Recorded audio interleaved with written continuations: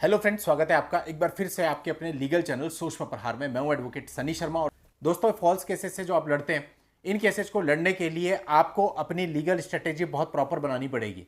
यदि आपकी legal strategy अच्छी नहीं है तो सारी चीजों में आपको प्रॉब्लम आएगी। फॉर एग्जाम्पल, जहां आपके 5 रुपए लगने हैं वहां आपके 10 रुपए लगेंगे, जहां आपके 2 साल लगने हैं वहां आपके 4 साल लगेंगे।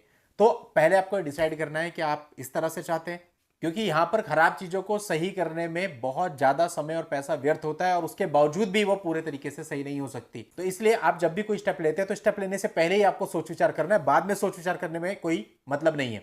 अभी बहुत सारे केस हमारे पास ऐसे आते हैं जिसको कहते हैं, सर मैंने अपनी तरफ से सेक्शन 9 फाइल कर दिया है, पता मुझे उस समय पे भी था, लेकिन सामने वाले ने बोला मेंटेनेंस में फायदा मिल जाएगा या कुछ और मैंने सेक्शन 9 फाइल कर दिया। आज मेरा सेक्शन 9 भी चल रहा है, मेरे पे मेंटेनेंस भी बंधा हुआ है, वो एक केस और एक्स्ट्रा चल रहा है, अभी क्या करूं। अब ये तो आपके ऊपर है ना। जब आपको ऑलरेडी पता था कि सेक्शन 9 फाइल करने का फायदा नहीं है, आज के समय वो आउटडेटेड है, फिर भी आपने फाइल कर दिया। अब उस बात पे बात करके फायदा क्या है? वो तो जो होना था वो हो गया। या तो आप उसे चलाओ, विड्रॉ बोलता हो नहीं सकता क्योंकि उसमें सेक्शन 24 वाइफ ने लगा रखा है। तो कोई सॉल्यूशन नहीं है, आपको जाना ही पड़ेगा, लड़ना ही पड़ेगा, पैसा समय सब लगाना उसमें पड़ेगा। तो आप पहले डिसाइड करो ना, पहले आप किस बात की जल्दबाजी करते हो। अभी फाइल करना है, 10 ही दिन में फाइल करना है, 5 ही दिन में फाइल करना है। अरे भाई, पिछले 2.5 साल से तो आपने कुछ किया नहीं, अब इतनी जल्दबाजी आ गई कि 5 ही दिन में फाइल करना है। चाहे फिर आपका केस ढंग का बने ना बने, कोई और प्रॉब्लम आ जाए आगे जाके, आप जल्दबाजी करते हैं, बहुत जल्दबाजी। जब आप अपनी तरफ से कोई केस फाइल कर रहे हैं या सामने वालों ने जो केस फाइल करे हैं उसमें भी आप अपनी तरफ से कोई स्टेप ले रहे हैं, तो पहले प्रॉपर टाइम लीजिए, चीजों को समझिए, अपना दिमाग विवेक लगाइए। उसके बाद जितने लोगों से आपने बात करी उसे एनालाइज कीजिए कि कौन सी बात सही मालूम पड़ती है, और फिर आप काम करिए। देखो, बहुत सिंपल सी बात है, चने के झाड़ पे चढ़ाना है, किसी को भी चढ़ा दो, ऐसा कर लो, मेंटेनेंस बच जाएगा, केस तो 10 महीने में खत्म हो जाएगा।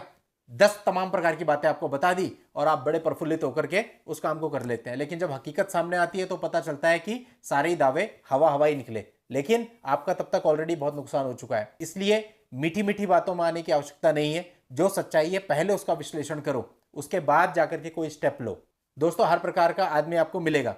बहुत सिंपल सी बात है, हम किसी रेस्टोरेंट पे खाना खाने के लिए बैठते हैं, हमारा 1000 रुपए का बिल आता है, खाना बहुत अच्छा होता है, हमें कोई दुख नहीं होता, हम बड़े आराम से चले जाते हैं। लेकिन दोस्तों, जब हम रेस्टोरेंट पे खाना खाने के लिए बैठते हैं, हमारा 800 रुपए का बिल होता है, लेकिन खाना बिल्कुल ऐसा होता है कि मुंह में रख करके आपको लगा यार मैं कहां बैठ गया, और लास्ट में आपने थोड़ा सा छोड़ भी दिया, तो आपको दुख होता है कि मेरे 800 रुपए वेस्ट हो गए। तो दोस्तों, यही बात लिटिगेशन में भी अप्लाई होती है। यहां पे अगर आपने अपना कहीं पैसा खर्च किया भी और उससे आपको रिलीफ मिल गया तो आप समझिए आप गंगा नहा लिए।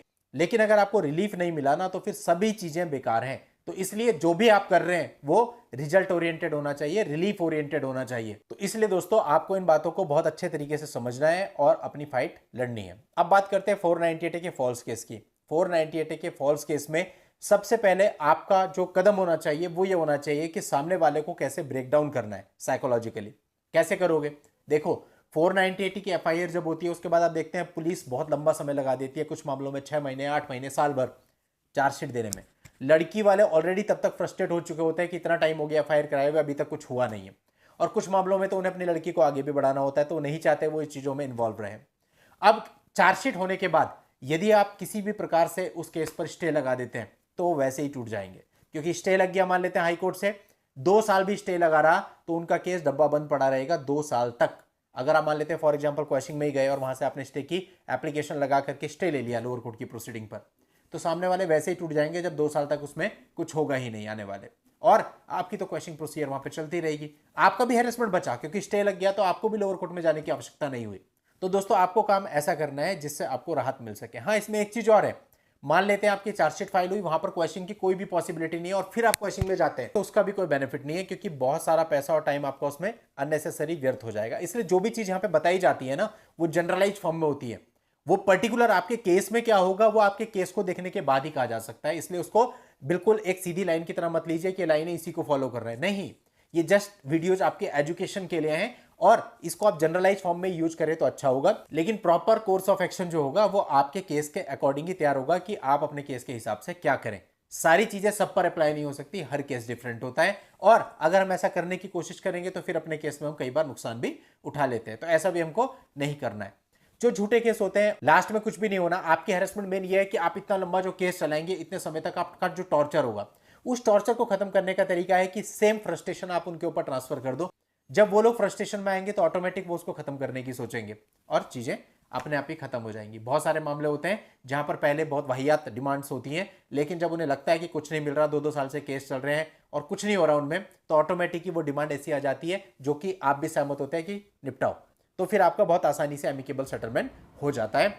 तो दोस्तों इसीलिए आपको जल्दबाजी बिल्कुल नहीं करनी। जो कोई भी लोग ये सोचते हैं ना कि जल्दी हो जाएगा, अभी कई लोग बात करते हैं सर डाइवोर्स केस जा रहा है कितना टाइम लगेगा, हम बोलते हैं 3 से 4 साल लगेंगे लोअर कोर्ट में, तो बिल्कुल हिल जाते हैं, कहते हैं अरे इतना टाइम। अरे भाई ये मिनिमम टाइम है, बहुत सारी स्टेट ऐसी है जब 5-5 6-6 साल तक केस लटके रहते हैं।